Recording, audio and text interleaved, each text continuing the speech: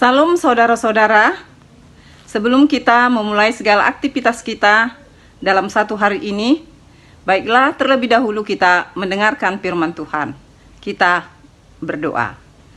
Damai sejahtera Allah yang melampaui segala akal, kiranya memelihara hati dan pikiranmu di dalam Kristus Yesus Tuhan kita. Amin.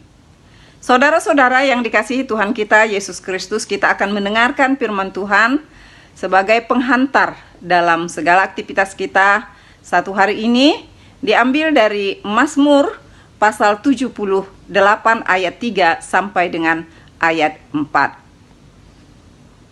Yang telah kami dengar dan kami ketahui dan yang diceritakan kepada kami oleh nenek moyang kami tidak hendak sembunyikan kepada anak-anak mereka.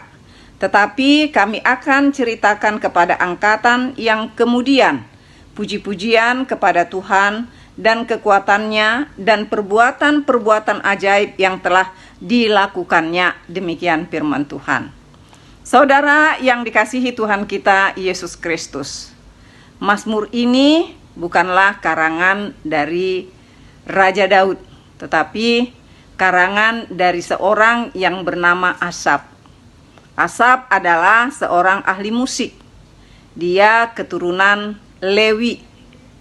Melalui karangannya ini, Asaf menceritakan, memberitahukan, yaitu tentang pengalaman-pengalaman bangsa Israel atau pengalaman-pengalaman nenek moyangnya. Yang dikasihi Tuhan kita Yesus Kristus, tentu kita mengetahui bahwa umat Israel ini disebut sebagai umat Allah. Mengapa mereka disebut umat Allah? Karena memang mereka ini adalah tebusan Allah, keturunan Abraham. Tuhan membawa mereka keluar dari perbudakan Mesir. Tuhan menempatkan mereka di tanah perjanjian, tanah yang penuh dengan berkat. Bukan karena usaha mereka, tapi karena Tuhan menyediakan dan memberikan kepada umat tersebut. Banyak hal-hal yang di luar nalar manusia, di luar kemampuan manusia, itu dilakukan oleh Tuhan Allah hanya untuk menyelamatkan umat Israel, menyelamatkan bangsa Israel dari perbudakan, dari pembuangan, dan banyak lagi pengalaman-pengalaman yang menyatakan bahwa Allah berkarya di tengah-tengah bangsa tersebut. Namun yang dikasihi Tuhan kita Yesus Kristus, apakah melalui karya Tuhan, melalui kebaikan Tuhan, umat tersebut atau bangsa tersebut menjadi sangat setia kepada Tuhan Allah? Jawabnya, kita semua tentu mengetahui, tidak. Mereka sering sekali tidak setia kepada Tuhan Allah.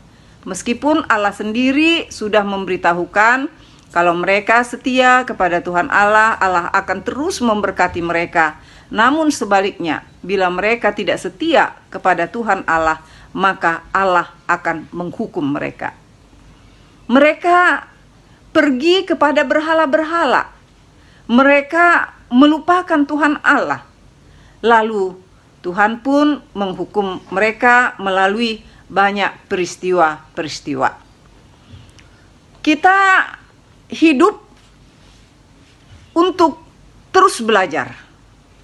Kita belajar tidak hanya dari pengalaman yang indah-indah, tapi kita bisa belajar dari pengalaman yang baik-baik, namun sebaliknya juga kita belajar dari pengalaman-pengalaman yang jelek. Karena itu umat Israel melalui firman ini diajak untuk belajar dari pengalaman-pengalaman nenek moyang mereka, agar generasi-generasi yang berikut menjadi generasi yang tetap taat kepada Tuhan Allah. Di sini pemazmur mengatakan yang telah kami dengar dan kami ketahui, dan yang diceritakan kepada kami oleh nenek moyang kami tidak hendak sembunyikan kepada anak-anak mereka. Artinya, nenek moyang mereka telah memberitahukan pengalaman-pengalaman rohani yang mereka alami dalam karya Tuhan. Mereka tidak tinggal diam, karena kepada mereka pun dianjurkan untuk menceritakan, memberitahukan kepada generasi-generasi yang berikut, anak-anak mereka. Mereka harus ceritakan pengalaman-pengalaman tersebut. Tetapi apa yang terjadi? Mereka banyak yang lupa.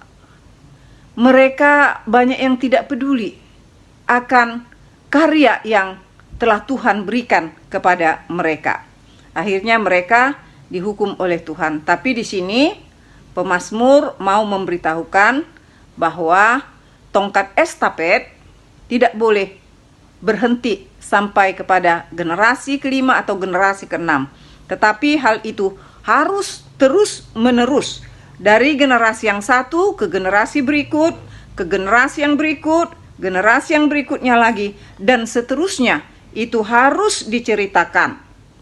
Ada pepatah yang mengatakan jangan terperosok atau jangan terjatuh pada lubang yang sama. Artinya, kalau nenek moyang mereka pernah mengalami kegagalan, bertahan untuk tetap percaya kepada Tuhan Allah, generasi-generasi yang berikut tidak boleh mereka gagal untuk beriman kepada Tuhan Allah. Yang dikasihi Tuhan kita Yesus Kristus, pesan apa yang mau kita ambil? Pesan apa yang ingin disampaikan melalui firman ini? Kepada kita, berita keselamatan telah disampaikan. Kepada kita, berita keselamatan telah kita terima, yaitu di mana Allah mencintai, mengasihi kita di dalam Yesus Kristus yang datang ke dunia. Dia memberikan nyawanya, dia disalibkan hanya untuk menebus dosa-dosa kita manusia. Karya terbesar yang pernah dilakukan oleh Tuhan Yesus kepada kita umat manusia. Tentu yang telah diberikan oleh Tuhan Yesus kepada kita tidak boleh berdiam diri, tapi kita harus memberitahukannya. Kalau kita telah diselamatkan oleh karena darah Yesus, kita diselamatkan oleh kasih Yesus, itu tidak boleh hanya untuk diri kita, tetapi kita harus menyampaikan kepada anak kita, kepada cucu kita, lalu kemudian mereka lagi menyampaikan itu kepada generasi-generasi yang berikut lagi. Jadi tongkat estafet tidak pernah berhenti pada satu generasi saja, tetapi ini harus diteruskan dari generasi ke generasi.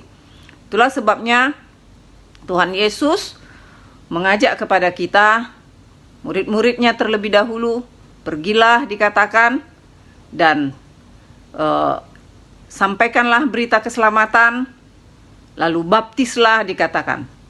Pesan itu tidak berhenti hanya kepada murid-murid Yesus. Murid-murid Yesus sudah meninggal semuanya.